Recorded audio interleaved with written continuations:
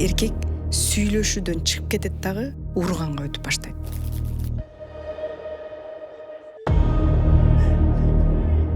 Сексуалдуу мамиледе болуп калсам эле болду. Буларга кыздын айырмасы жок. 2 жаштабы, 4 жаштабы, 5 жаштабы айырмасы жок.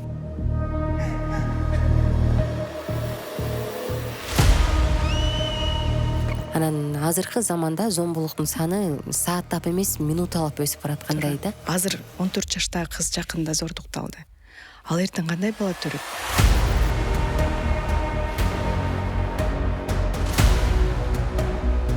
Энергиянын баарын оюн алып коет. Анан аялына караса, аялы башка жашоодо жашаган, өзү башка жашоодо жашап атат. Эң эле жаман сөз атаңа окшоп баратасың деген сөз.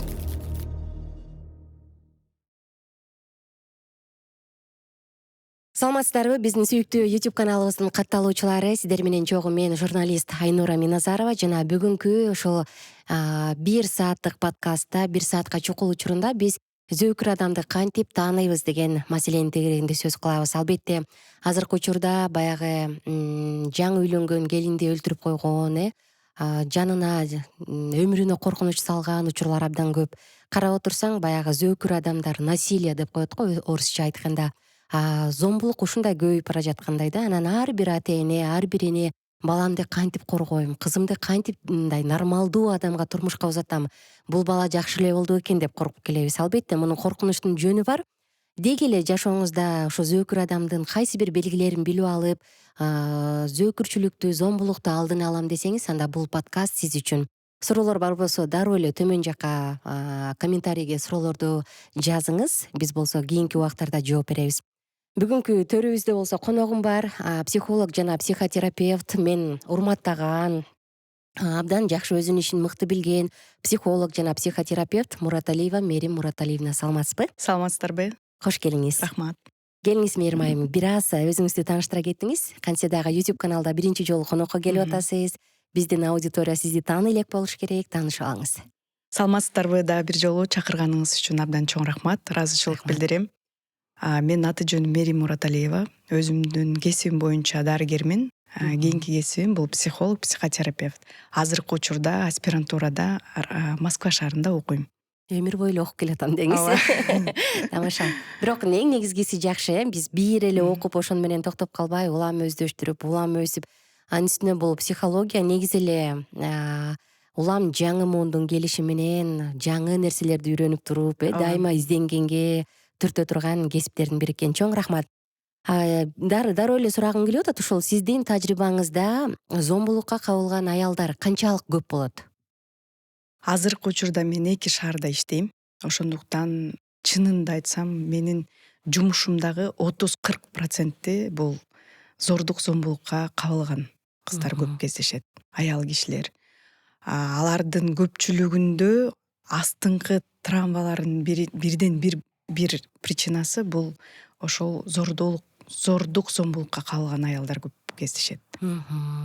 Бул бар, мисалы интернет булагына чыгып калганда эле биз көрүп, мындай болуптур, андай болуптур дейбиз го. Ошондо дагы бул болгон окуялардын 1% чыкса керек деп ойлойм да. Бул зордук зомбулук азыркы учурларда көпчүлүгү айтышат, жаңы эле көбөйүп кетти, азыркы учурларда көп. Бул нерсе буга чейин деле көп болгон.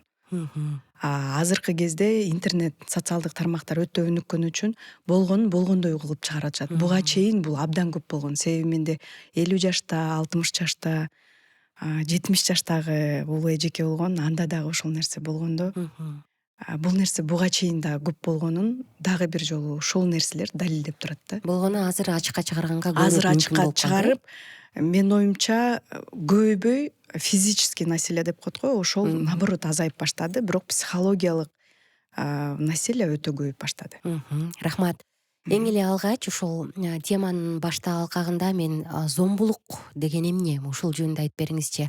Кантип биз мисалы үй бүлөдө болсо, кайсы уруш, качан зомбулук болот? Экөөнүн границасы, чек арасы кайсы? Негизи зомбулук деген бул басынтуу. Бул зомбулуктун ар кандай түрлөрү бар. Биз 4кө бөлүп карасак болот. Азыр психологиялык зомбулук бул деген басынтуу, кемсинтүү, же болбосо баасын түшүрүү адамдын. Экинчи бул экономикалык, билесиздер акча жактан тартыш болгон. Окуган кыздарды алса, келиндер, например, ошол жерде келиндерди окутпай койгон, акчаны эсептеп берген же болбосо өзүнүн акчасын эсептеп берген. Үйү болсо үйүн өткөрүп алгандар бар. Машинасы болсо, кандай байлыктары болсо ошолордун баарын өздөрүнө өткөрүп алганда, бул да өзүнчө бир зомбулуктун бир түрүнө кирип кетет. Андан кийин сексуалдуу бул баарыбызга эле түшүнүктүү. Азыр эң көп өрчүгөн зомбулуктун бири деп айта алам. Андан кийин бизде физикалык зордук зомбулуу. Бул физикалык зордук зомбулуу уур токмок же болбосо денесине кандайдыр бир бөлүгүнө каттуу залал келтирген, бул физикалык зомбулук деп айтылат. Ошолордун ичинен абдан өнүккөндөрдүн бири бул физикалык жана психологиялык зордук зомбулук. Физикалык дегенде кандай? Физикалык зомбулукта бул денебизде көгөргөн жерибиз болушу мүмкүн. Ар кандай. Ал менен доказать эте алабыз. Бул физикалык зомбулукту. Ал эми арыз жазса болот. Арыз жазса болот, ошону көрсөтсө болот, мындай бизге көзүбүзгө көрүнөт да. Далил. Ал эми психологиялык зомбулукту биз көзүбүз менен көрө албайбыз. Далилдеш өтө кыйын. Себеби эки адам сүйлөшүп отурат. Бизде иерархия бар жерде дагы бул психологиялык зомбулуктар өтө көп кездешип келет. Себеби мугалим окуучу, студент мугалим болушу мүмкүн, же болбосо жогорку даражада отурган директор менен кол астында иштеген болушу мүмкүн, же аял күйөөсү, ошол эле кайнене келин же кайната күйөө бала болуп калышы мүмкүн. Ошол жерде дагы бизде психологиялык зомбулуктар өтө көп. Азыркы учурда көпчүлүгүндө эң көп тараган зомбулуктардын бири бул психологиялык. Ошол эле кезде эки баш кошкон жубайларда өтө көп кездешет. Жаштарда дагы, улууларда дагы. Улууларда 50 жаштан кийин көбүрөөк башталат, а жаштарда жаңы үйлөнгөндөн кийин көбүрөөк кездешип келет. Бул кандай? Турмушка чыктың, ал баланы жакшы тааныбайсың, ал жерге баргандан кийин кемсинтип башташат. Сен тамакты жасаганды билбейсиң, а сен ушундай кийинесиңби, а сен таза эмессиң. Бул дагы өзүнчө психологиялык зомбулукка кирет. Ошондон улам аял киши барып отуруп стресске кирип кетиши мүмкүн. Стресстен депрессияга кирет. Депрессиядан кайра психозго кетиши мүмкүн. Ошондой учурлар өтө көп кездешет. Бизге азыр элибизге билинбеши мүмкүн, бирок биз ошол учур менен мен иштеген үчүн абдан кээ бир кездерде жүрөгүм ооруган кездер туура көп кездешет да ошол моменттер. Мисалы, конфликт, үй бүлөнүн баарында эле болуп келет да, конфликт, баягы тил табышпай калган учур. Ошол учурда конфликт качан чегинен чыгып, бул зомбулукка кирет? Качан күйөөсү же келинчеги анын аброюна, анын өздүк баасына, самооценка деп коебуз го, баягы атака кыла баштаганда, кээде баягы эмнегедир ушу кыргыздарда көп экенин мен эфирге даярданып атып, бир нече адамдардан сурап, интернет булактарынан карасам, сен кимсиң депчи. Ал мен ойлойм да, сен кимсиң деген суроонун өзү бул мындай, сен кимсиң дегендин өзү эле адамды сен эч ким эмессиң дегендик болсо керек, Анан турмушка чыккандан кийин мен дагы көп, сиз айтып атсаңыз азыр эжекелерди эстеп кеттим. Турмушка чыга электе укмуш, ачык, укмуш кыз эле күйөөгө тийген эле болду, балебасы эле оозун ачып калды дегендер көп байкайсың го, Да. Ошол учурдачы зомбулук көрүп аткан аялдын ролун карагым келип атат да азыр. Турмушка чыкты, балким жолдошу менен жашап атат, балким кайненесинин колунда. Ал өзүн кандай сезе баштайт? Кайсы учурда ошол сиз айткан стресс, депрессия, психозго түшөт?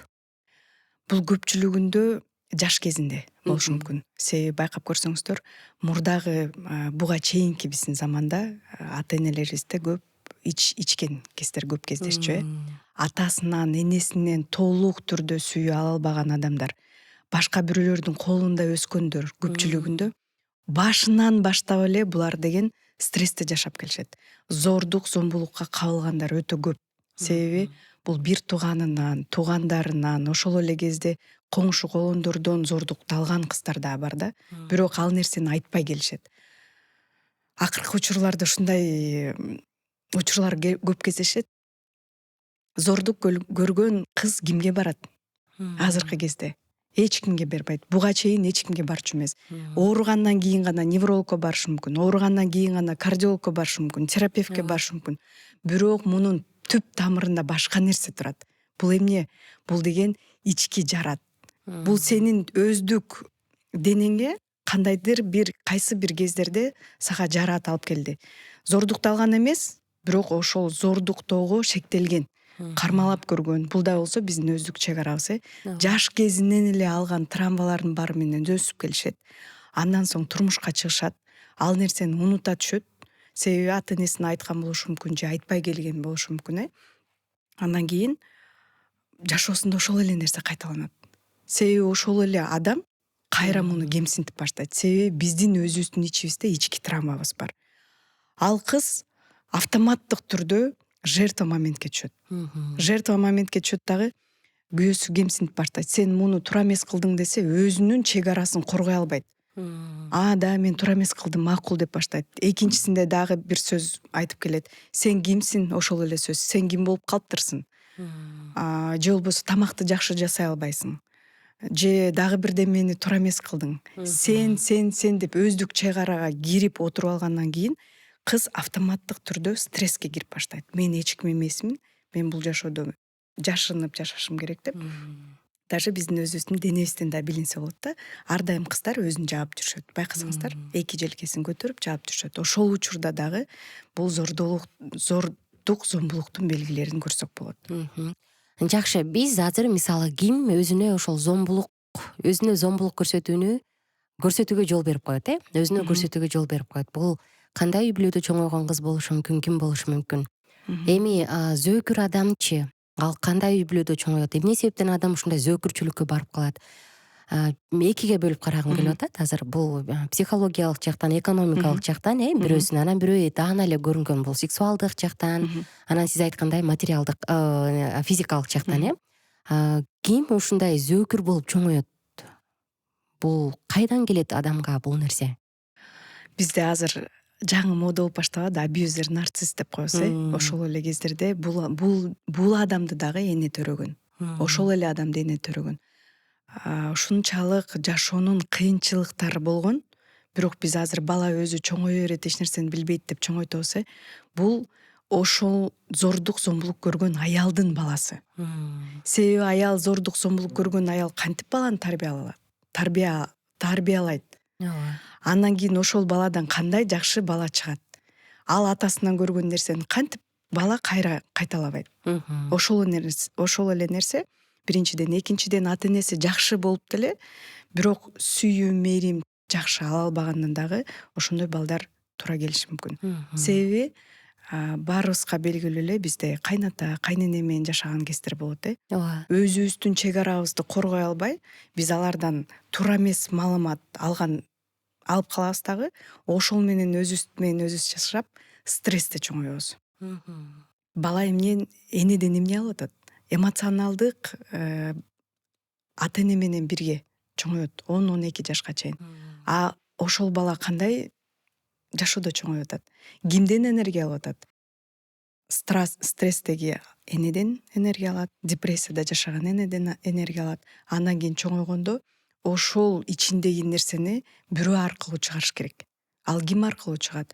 Ошол эле аял аркылуу чыгарышы мүмкүн. Же болбосо жакындары менен, ошол эле достору менен чыгарышы мүмкүн. Көпчүлүгүн байкасаңыздар, бул зордуктап коюптур дейт. Бирок ал баланын өзүнүн травмасын эч ким карабайт. Бул жаман эле деп башташат да. Бирок ошол адамда өтө чоң травма бар. Аны камагандан, же болбосо ургандан, же башка кылгандан эч нерсе өзгөрбөйт. Ал баланы сөзсүз түрдө терапевт менен иштетиш керек. Психотерапевттер сөзсүз түрдө керек. Эгерде ошондой учурлар кездешсе, сөзсүз түрдө терапевттер менен жолдошун иштетиш керек. Ошол кезде эле аялы менен да иштеш керек. Мындай учурлар менде катталды. Үй бүлө менен иштедим, бирок эки адам менен эки башка иштеген учурлар болгон. Бирок чынында ошол эркек менен иштегенде мен ошол зөөкүр адам кайсыл жактан чыкты деген суроонун жообун ошол жактан тапкам. Себеби апасындагы проблемалардын баардыгын өзү көтөрүп жүргөн ошол бала. Ошонун негизинде ушунчалык 2 саат отуруп 2 саат ыйлаган. Чынында ал бала жаш кезинде өтө чоң травма алган экен да. баарын түшүнүп жетилгенден кийин ал адам уже чынында башка адамга айланды. Биз көп иштедик бирок ал менен. Азыр үй бүлөсү аябай жакшы. Эгерде көрүп турган болсо керек, алар дагы, бирок мындан өзүнө окшогон адамдар да көпчүлүгүн жиберип баштады ошондон кийин. Азыр коомдо баягы бул психопат экен, бул социопат экен деп бөлүп коебуз го, Мгм. Ошол адамдар кайдан келип чыгат? Кандай үй бүлөдө чоңоет? Ошол жөнүндө да бир аз айтып берсеңиз. Анан ушундай типологиясы ушундай адам сөзсүз зомбулук кылууга жөндөмдүү болобу? Ооба.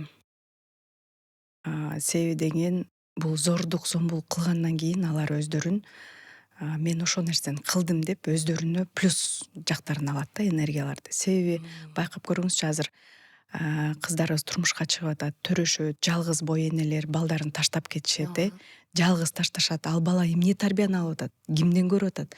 Көчөдө көрөт, же болбосо ошол эле кезде балдар үйүнө таштап кеткен учурлар болуп калат. Кимден тарбия алат? Эмне кылыш керек? Көчөдөн. Бизде деген интернетти ачсаң эле эмне, социалдык тармактарды ачканда эле бул монтип коюптур, тигинтип коюптур деген бар.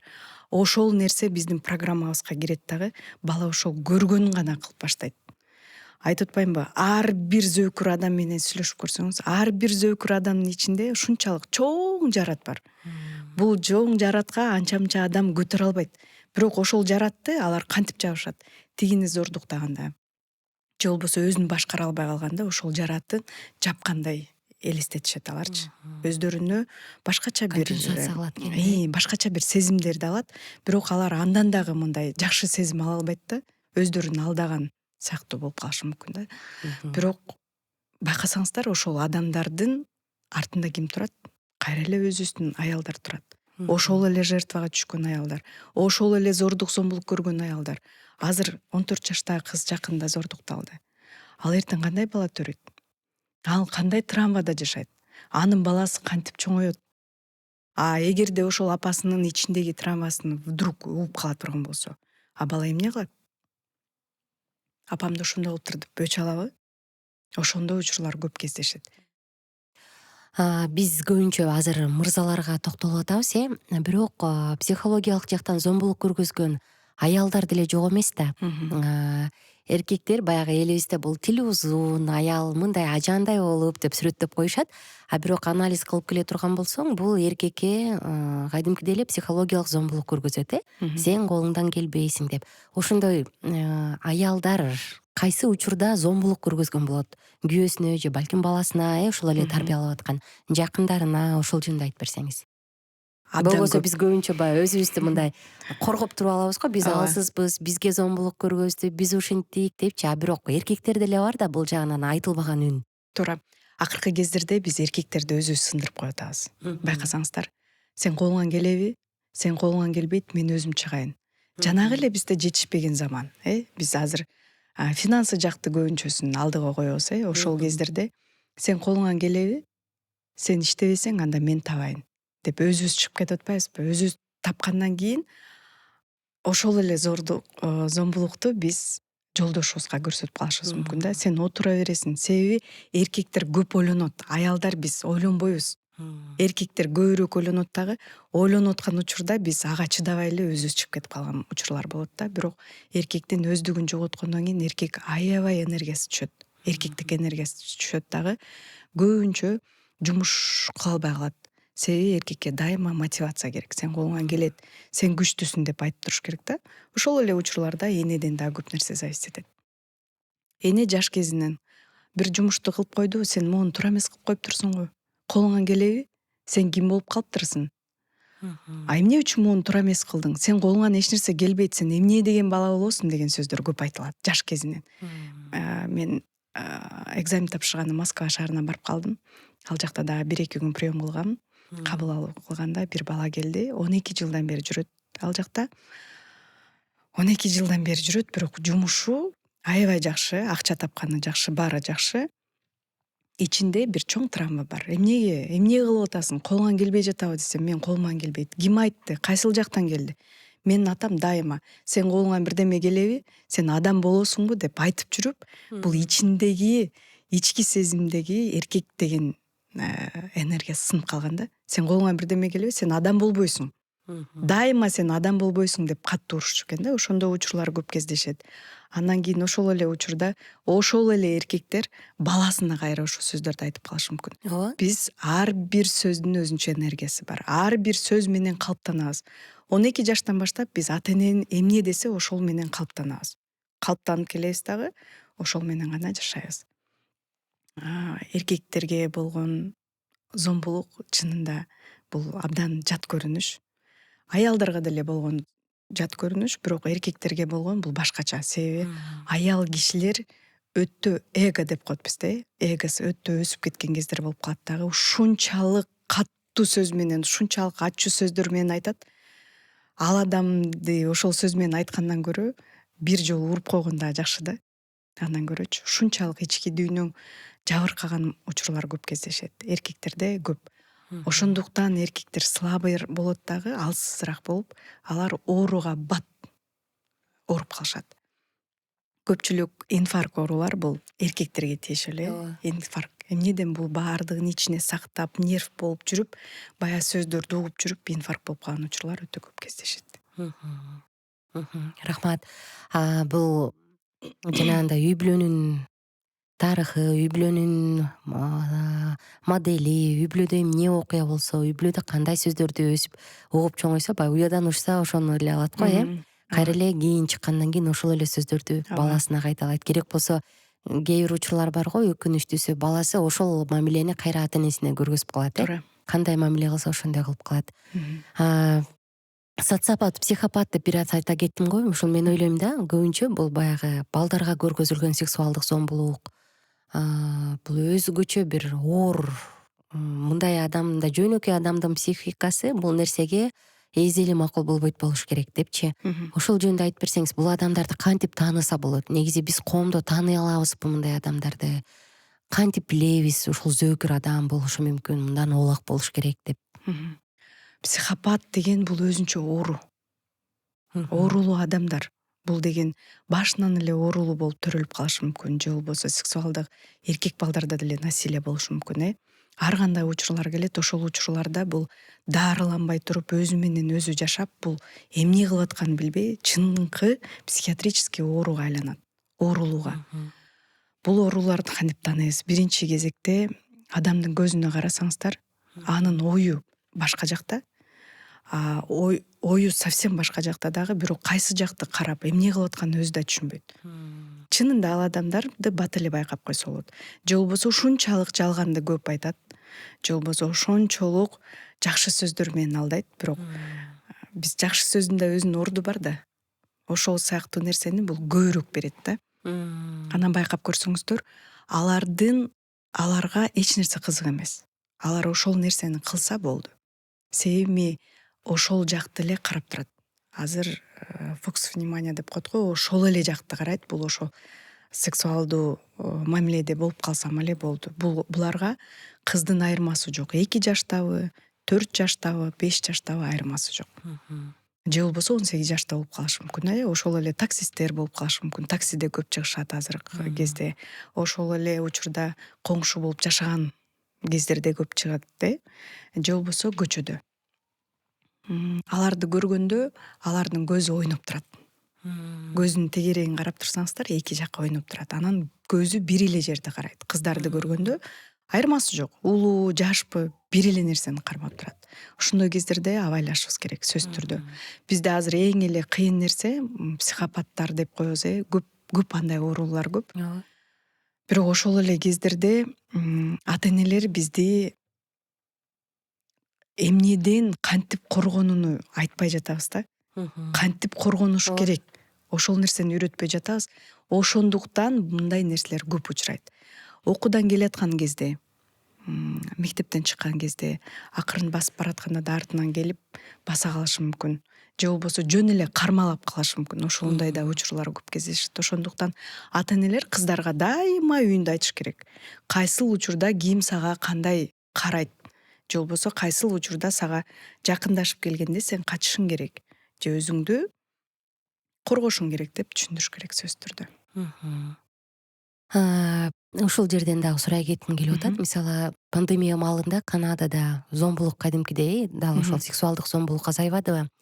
Анан алар дагы баягы өз ара жесттерди кол менен көргөзүп, жардамга чакырууга жесттерди ойлоп чыгышты го.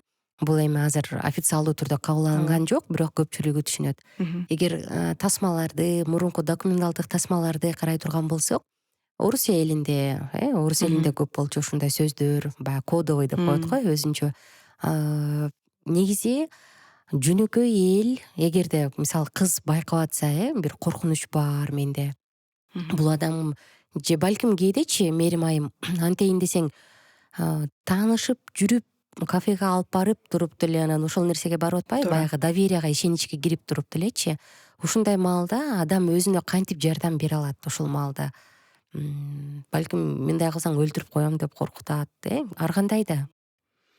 Андай учурлар чынында көп, бирок сиз айткандай жана өзүнчө бир белгилер Кыргызстанда көп деле иштеген көргөн жокмун мен ал белгилерди, бирок акыркы кездерде бир 2-3 жерден укканмын. Ошол белги канадалык бир фонддун жетекчиси ачып чыкпады ошол нерсени ойлоп тапканда, ошол белги менен бизде 2-3 кызга жардам бергенин мен өзүм көзүм менен, өзүм кулагым менен Бизден укканмын да. Кыргызстанда бул. Бизден Кыргызстанда. Бирок азыркы кезде Россия шаарында, Россия мамлекетинде өтө көп бул нерсе жардам берип жатат. Себеби ошол эле учурда өзүңдүн таанышың эле алып баратканда кармалап коюшу мүмкүн. Башка кылганда, жанынан өтүп баратканда айтат: эгер сен бирөөгө айтып кое турган болсоң, анда мен сени апаңа айтам. Же сен бирөөгө айтып кое турган болсоң, мен сени эртең келип өлтүрүп кетем. Же болбосо ата энеңди өлтүрүп кетем деген учурлар көп болот да. Ошондо бала же болбосо кыз күнөөлүү сезимге кирип кетет. Чувство вины деп коет, орусча айтканда. Коркуп калат. Мен эч кимге айтпашым керек. Ошол кезде бир кыз бар болчу. Кайсыл жерден экенин айтпай эле коеюн. Кол менен көрсөтүп берген. Биринчи колун жаап, мага жардам керек деген жест бергенде ошол нерсе иштептир. Себеби азыр социалдык тармактарда баарында эле бар. Эгерде биздин Кыргызстанда ошол белгилерди көбүрөөк иштетсек, биз көп зордук зомбулуктун алдын алсак болот. Жаш кыздарды. Себеби мектеп убагындагы кыздарга өтө көп зордук зомбулук көрсөткөн учурлар болот. Садикте, бала бакчада. Ошол эле кезде бизде кандай десем, бир эле көчөдөн өтүп барасың да, жалгыз барып жалгыз келет кызы. Ошол кезде дайыма көрүп, 1 айлап, 2 айлап, 3 айлап карап туруп, анан 4-нчү айда ага зордук көрсөткөн моменттер болуп калат. Ошол кезде ким бул деп сураганда, бул менин өзүм таанышым, мен муну алып баратам, бул менин өзүм тууганым деп коет да. Ошол кезде кыздар уже белгилер менен көрсөтсө болот. Дагы кандай белгилер бар? Негизи эле, эгер кыз бала бир коркунучту байкап калса, эмне кыла алат? Кызды бала эле деп элегоюнчу, аял киши деле күйөөсү менен жашап жүрүп делечи, бир чыны чайды иче албаган эжелерди көрүп мен аябай таң калганмын да. Канчалык деңгээлде адамды мындай жүрөгүнүн үлүшүн алып коюш керек, ушундай болуп калыш үчүн деп. Байкап көрсөңүздөр, биз кыргыздарда жакшы деген нерсени жакшы көрөбүз. Жаман болуп турса дагы баары жакшы. Ажырашып кетпейин жакшы. Элдин сөзү үчүн жашайын жакшы деген нерсеси. Эл эмне дейт? Уят, ата энеме эмне болот, тиги эмне болот деп туруп уят деп жашайбыз. Бирок ошол эле кезде уур токмок алып, психологиялык жактан, физикалык жактан аябай зомбулук көрсөткөн учурлар көп кездешет.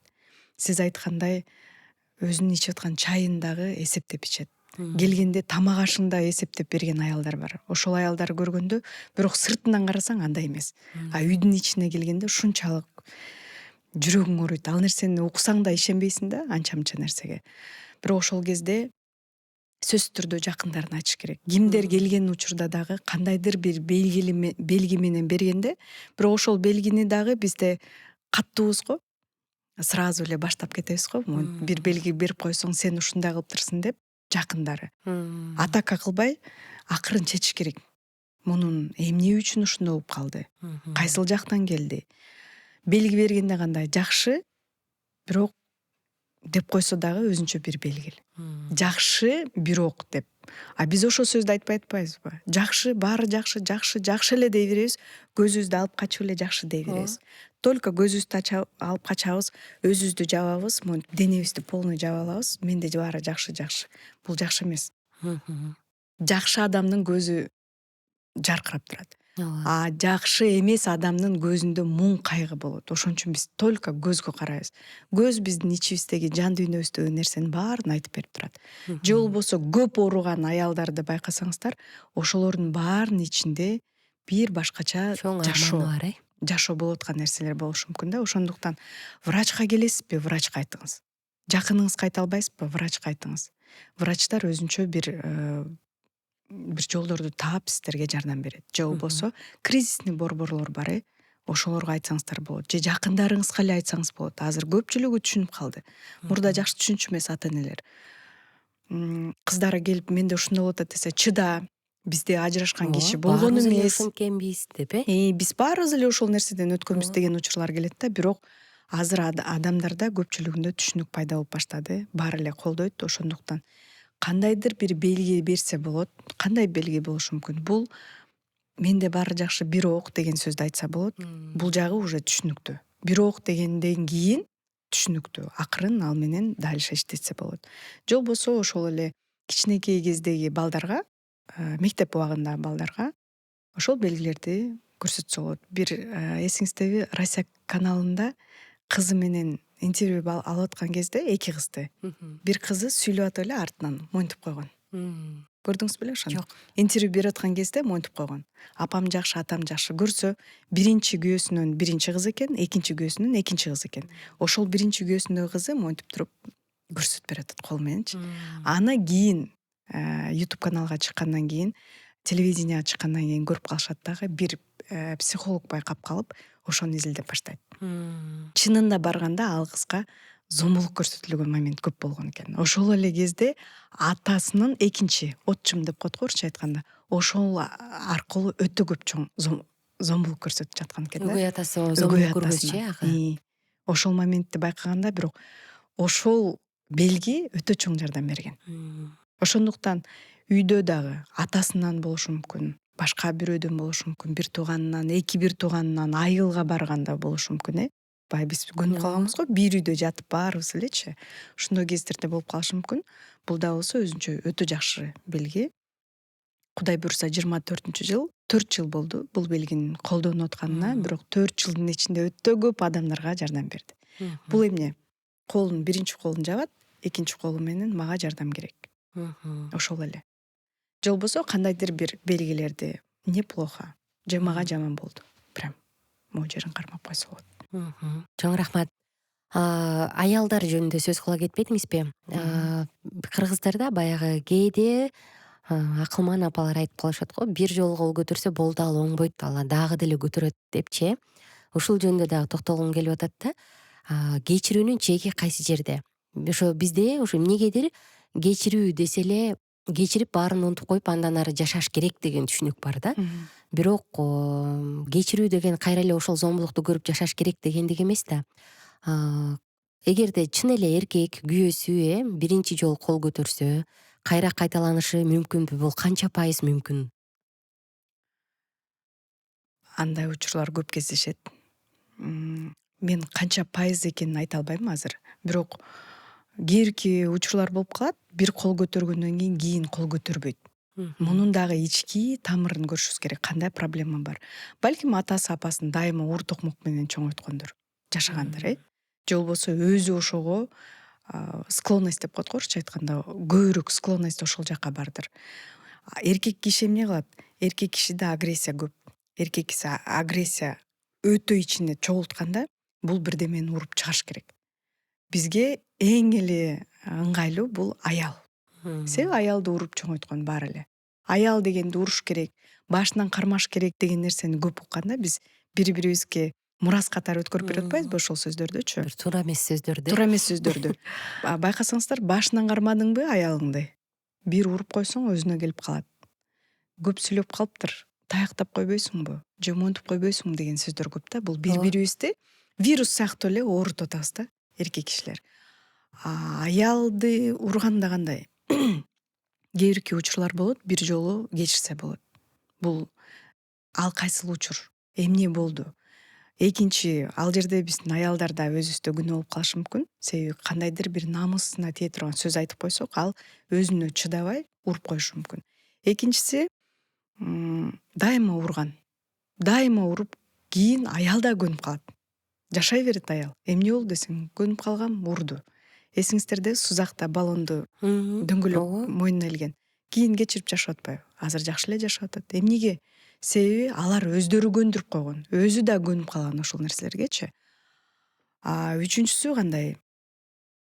Эгерде 3 жолкудан ашык кол көтөрө турган болсо, анда ал адам ошол апалар айтмакчы оңолбойт.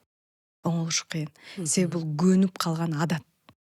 Биз дагы бирдемеге көнүп калсак, дайыма эле ошол нерсени кыла беребиз го, кечирип кой дейбиз, бирок аял киши эч качан кечирбейт. Эч качан кечирбейт. Жүрөгү муздайт, бирок сыртынан кечирдим дей берет. Аял киши жүрөгү муздап баштайт. Байкасаңыздар, кечирдим дейт, бирок аял киши эч качан кечирбейт. Баары жүрөгүндө жашап жүрөт. Жүрөктө стакан сыяктуу да, хрусталь. Бир сынгандан кийин аял кишиники кайра түптөлбөйт. Байкап көрсөңүздөр, түптөлдү, мен монттим, тигинттим деген шылтоолор толтура, бирок жүрөгү аябай муздап калат. Анда ушул жерден суроо, агрессия, раздражение деп коет го орусча, кыжырдануу, ачууну кантип башкарыш керек? Менин оюмча, баягы керек болсо итти деле теппей эле коюш керек деп ойлойм да. Баягы сен агрессияң, ачууң чыгып атканда бул объект адам болбошу керек деп ойлойм да.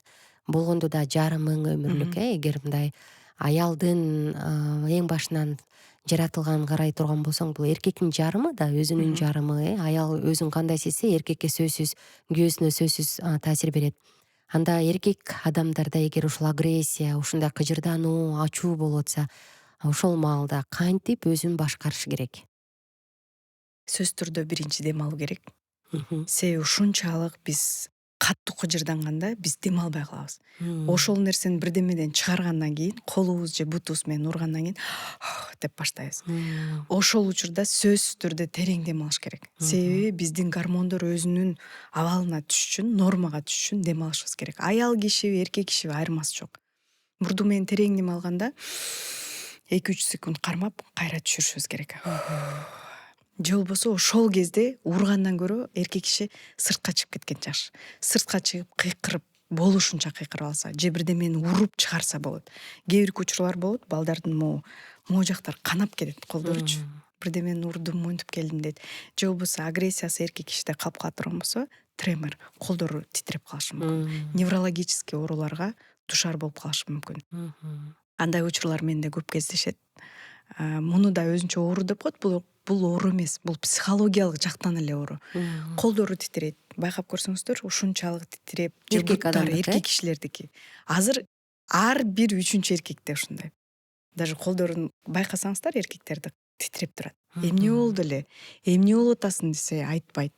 Ичинен чыгарбайт. Кийин суруп чыга турган болсоң, андай нерсе көп. Эгер ошол нерсени таап, агрессиясын чыгарып, дем ал, кыйкыр, өзүң каалаганча чыгар деп табигый жол менен чыгарганда, жанагы адамдын колу уже титиребей калган моменттер көп болот. Ошондо дем алуу, терең Сөзсүз дем түрдө алуу. биринчи кезекте терең дем алышыбыз керек. Экинчи кезекте, эгер ушунчалык жинибиз келгенде сыртка чыгып кетишибиз керек. Сыртка чыгып, каалашынча ушунчалык кыйкырып, өкүрүп ичибизде болгон нерсени чыгарышыбыз керек. Эгерде жаныбызда подушка болобу, же болбосо кагаз болсо, ошо кагазды алып чыгарышыбыз керек. Специально өзүнчө подушкалар бар. Ошону алып уруп чыгарышыбыз керек. Эч качан адамды урбашыбыз керек. Себеби сен адамды урдуңбу, сен кайра чувство вины же күнөөлүү сезимге кирип кетиши мүмкүн. Сен ал эки эселеп сен стресс аласың кайра. Ошондуктан бирөөнү урганда эч кандай пайда болбойт. Ошол эле кагазды айрыгандай, же болбосо ошол эле подушканы ургандай эле сезим болот. Первый очередь, биринчи кезекте сөзсүз түрдө дем алуу керек. Байкасаңыз, дем албайбыз биз. Урушкан кезде дагы токтобой сүйлөйбүз го, прям. Энтигип калганча. Энтигип калганча, анан кийин деп отуруп калабыз, Же болбосо аялдарды ургандан кийин дагычы деп отуруп калат. Мен атайын кылган жокмун го деп башташат да. Ошол кезде сөзсүз түрдө дем алуу керек. Терең дем алгандан кийин бизде кортизол гормон өзүнүн ордуна түшкөндөн кийин ал нерсе өзү эле жоголуп кетет. Бизде гормон өсүп кетет. Резко гормон өскөндө түшүрүш үчүн биз бир физикалык бирдеме жасашыбыз керек. Ошол кезде колубуз ойноп кеткен учурлар көп кездешет. Тилекке каршы.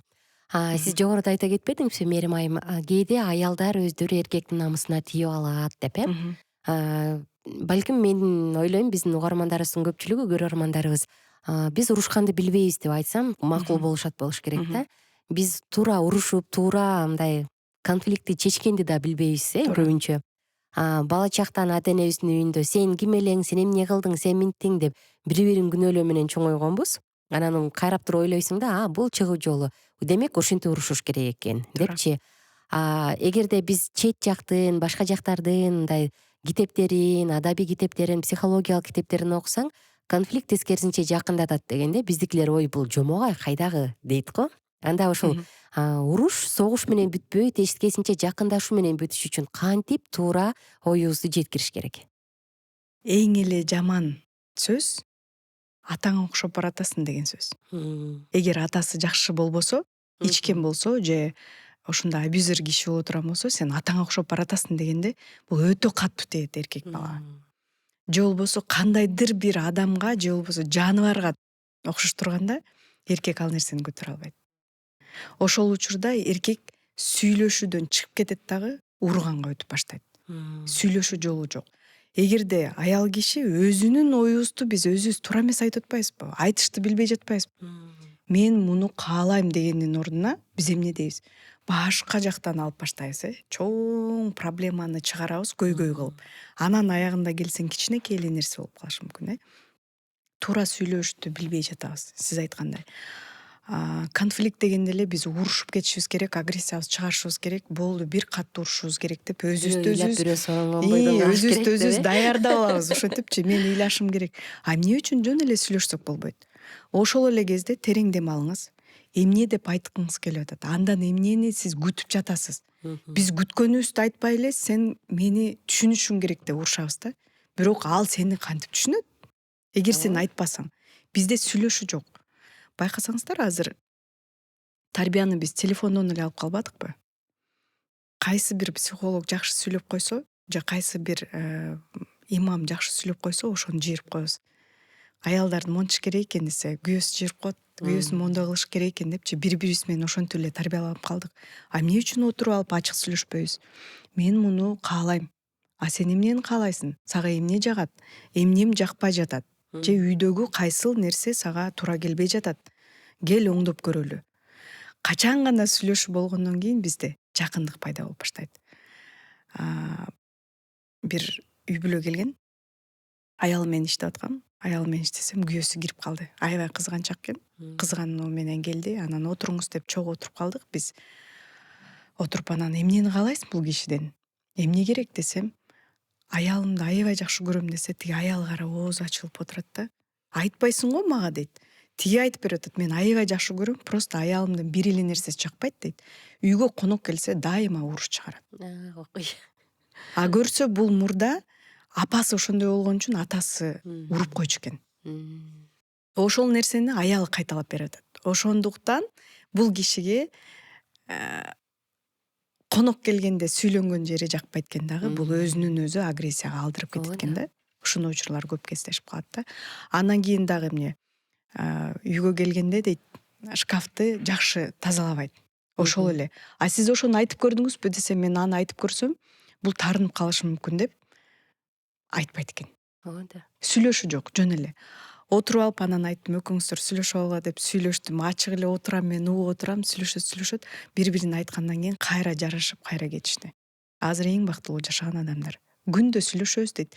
Мен муну качуу, мен муну каалайм деп айтып баштады аял. Эркек дагы айтты. Ошентип эле уже жакындык менен эле жашап башташты. Мен азыр бир китепти окуп бүтүп калдым. Бул ошол үй бүлө, бактылуу үй бүлөнү кантип куруш керек деген экен да. Анан мунун авторлору бир нече адамдар экен. Анан ошол жерде дагы бир үй бүлөнү, никени алыстата турган, муздата турган бир атат. Бул телефон деп аябай баса белгилешиптир да, уюлдук телефон деп. Заманбап азыркы учурдагы деп. Анан карасаң, көпчүлүк аялдарда ошол нерсе бар, чын эле. Келинчеги мындай жакшы акырын сүйлөсө, күйөөсү кой турчу, анан сүйлөшөбүз деп.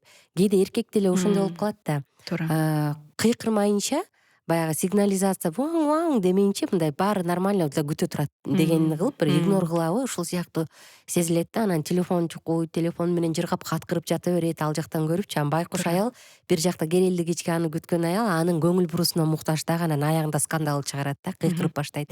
Сен мени сүйбөйсүң болду, мен жашабайм дегенде анан тиги телефонго коюп эмне болду? Баары эле жакшы эле эмес беле депчи.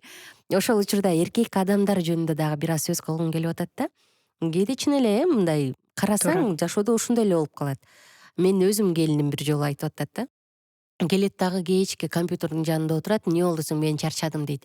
А биз болсо биякта жүрөбүз өзүнчө дүйнө болуп депчи нааразычылыгын айтып калды да. Анан мындай учурда эркектерге кандай кеңеш берет элеңиз?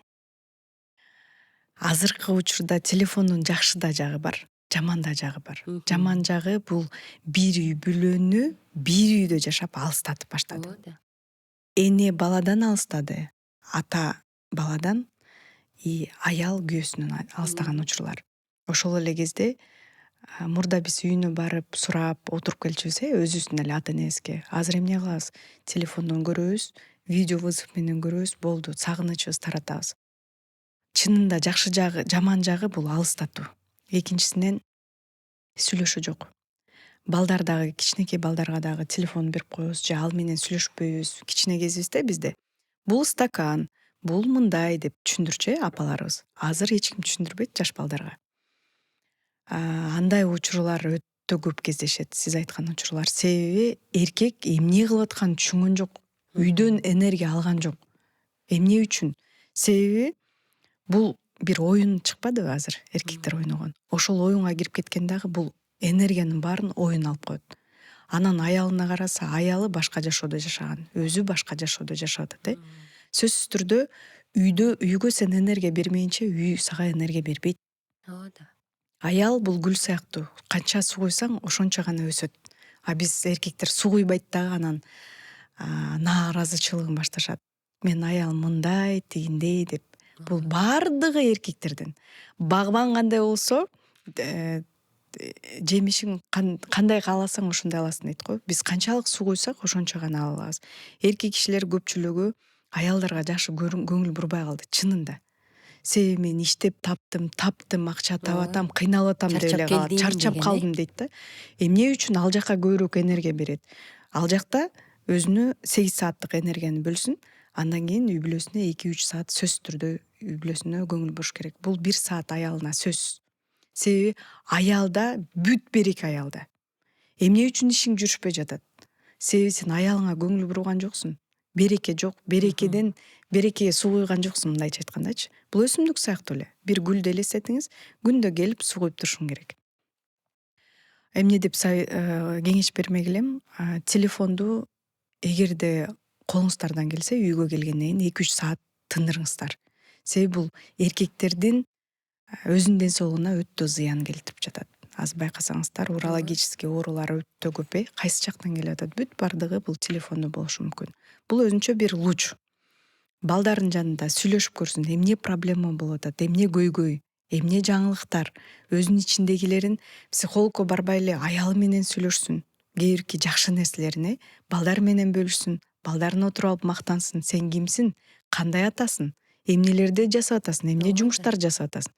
Ошону айткандан кийин бала дагы өзүнүн атасы менен сыймыктанып, мен да ушундай болом деп чоңоюп башташы мүмкүн да. Ошондуктан сөзсүз түрдө жок эле дегенде 2 саатка телефондон өчүрүп турган бул жакшы. Чоң рахмат. Биздин карамабыз дагы убактыбыз соңуна чыгайын деп калды. Анда эфирди жыйынтыктап жатып, жалпысынан эле зомбулукчу, зөөкүр адам кайдан келип чыгат? Аны деле эне төрөйт, сиз айткандай. Аял заты аркылуу дүйнөгө келет. Анан мен дагы аябай кайрылгым келет да, биздин ар бир көрөрмандарыбызга, ар бир подписчикке, ар бир катталуучубузга эгер биз жашообузда мындай бактылуу среда деп коет го, чөйрөнү кургубуз келсе, анан күтүүлөр укмуш го бизде ата энелерибизде. Негизи ата эне болгондон кийин күтүүбүз укмуш болот. Ушул балам чоңойгондон кийин момундай болот, мени бир жыргатат, менин ушул кызым чоңойгондон кийин деп туруп ушундай бир чоң очойгон күтүүлөрдү анан анын ичинде жоопкерчиликти ороп туруп салып коебуз балагачы. Бирок ошондой кылып тарбиялап жатабызбы деп ойлойм да. Ошол чын эле ошончолук мээрим, ошончолук сүйүү, ошончолук жан дүйнөсү жабыркаган нерсени берип жатабызбы? Эфирге даярданып атып статистиканы карап өттүм да бир сыйра жалпы кандай тенденция бизде өзгөрүүлөр депчи. Баягы эмне жейм, эмне кийем, курсагым ачка деген маалда ата энелер көбүрөөк балдардын жанында болгондуктан ал учурда зомбулуктун саны азыркыга караганда мындай единицы деп коет го, өтө аз болчу экен. ооба. Азыркы күндө эмне жейм, эмне кийем менен башыбыз көп деле оорубай калды, шүгүр. Кийимибиз түрлөп бар, тамагыбыз түрлөп бар. Таптакыр болбогондо макарон бар, үйдө жок жаптакыр болбой калганда. Бирок ата эне дайыма бош эмес. Ата эненин мерими, вниманиясы, көңүлү жок да. Туура. Анан азыркы заманда зомбулуктун саны сааттап эмес, минуталап өсүп бараткандай да. Ошондуктан мен дагы кайрылгым келет, биздин ар бир катталуучубузга эгер чын эле келечекте бактылуу инсан чоңойткуңуз келсе, анда бактылуулук эмне экенин азырдан татырыңыз.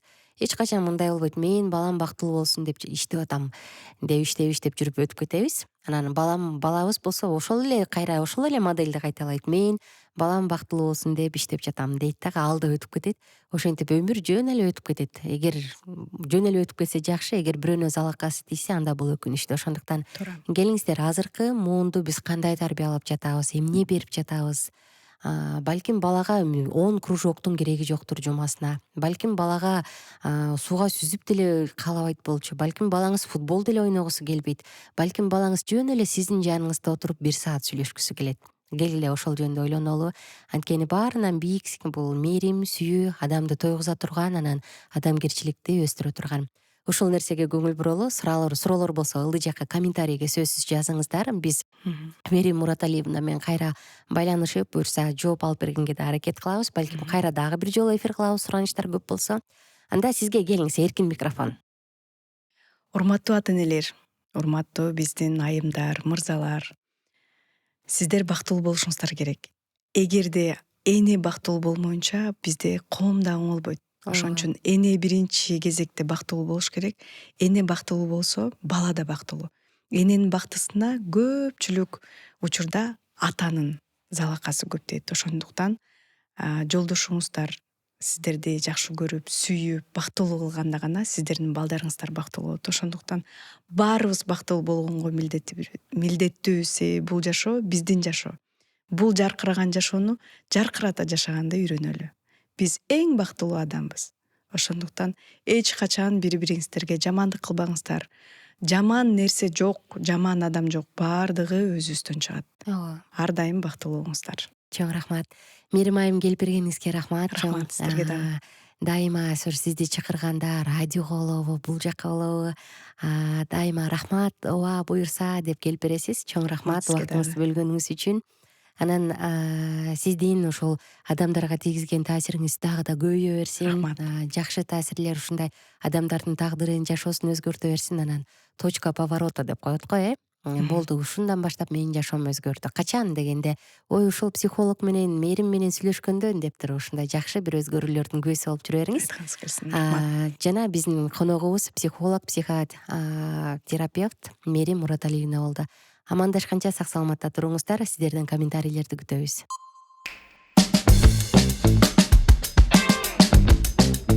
Сейчас минуточку.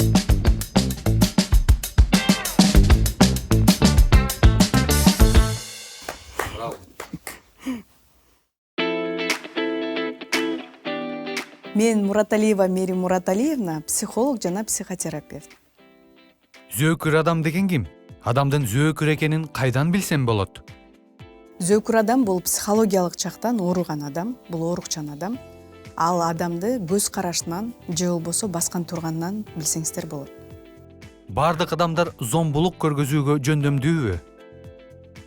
Бул жерде адаштырбашыбыз керек, себеби дегенге оорулуу адамдар гана зомбулук көрсөтө алат. Кээ бирки учурларда случайно болуп калышы мүмкүн. Ошол нерсени адаштырбашыбыз керек.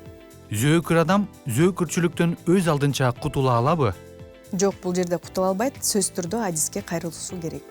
Үй бүлөдөгү зордук зомбулук анчалык деле коркунучтуу эмес. Эң башкысы чырды эл алдына чыгарбаш керек.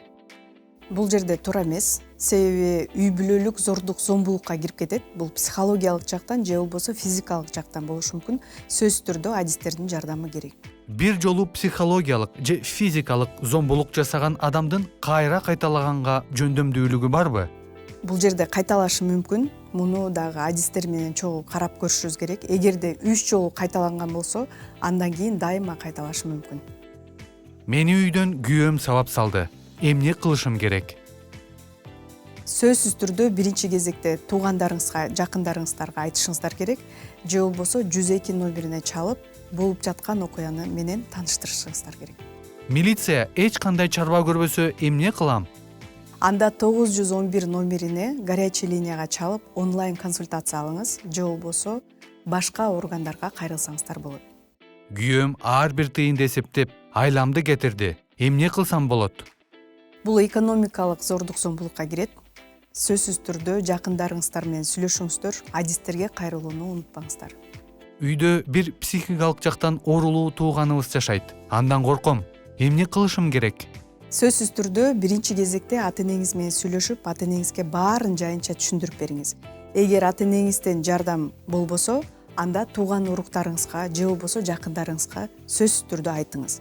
Ал да болбой турган болсо, 102 номерине чалып, болгон окуянын баарын айтып бергенге болот. Мен зомбулуктун даалайын көрдүм. Жашоом бүтүп калгандай сезилет. Эмне кеңеш бере аласыз? Жок, бул жерде сиздин жашооңуз бүткөн жок. Ар бир кыйынчылыктын артында жакшылык нерсе турат. Сөзсүз түрдө адистерге кайрылыңыз. Бул сиздин жашооңуз. Жашооңузду жаркырата жашаңыз. Видеонун алдына жакты лайк белгисин коюңуз, катталыңыз жана сөзсүз түрдө досторуңуз менен бөлүшүңүз.